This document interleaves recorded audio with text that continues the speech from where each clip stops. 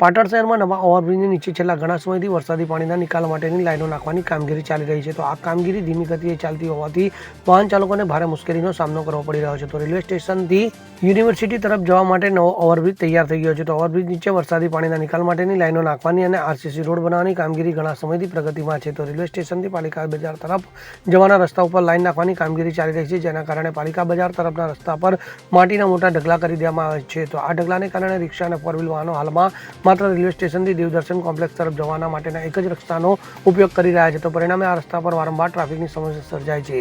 આ સમસ્યાનો વાહન ચાલકો ઘણા સમયથી સામનો કરી રહ્યા છે. તો બાજુમાં એક ખાનગી શાળા આવેલી હોવાથી વિદ્યાર્થીઓને લઈને આવતા વાહનોને પણ અવરજવરમાં મુશ્કેલી પડી રહી છે. તો સ્થાનિકો દ્વારા કામગીરીમાં ઝડપ લાવવા અને માટીના ઢગલા હટાવી રસ્તાને સમતળ કરવાની માંગ કરવામાં આવી છે, જેથી વાહન ચાલકોને અવરજવરમાં સરળતા રહે.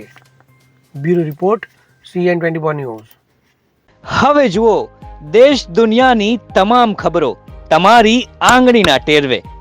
ઉઠાવો મોબાઈલ અને Google Play Store પરથી ડાઉનલોડ કરો અમારી CN24 ન્યૂઝ મોબાઈલ એપ.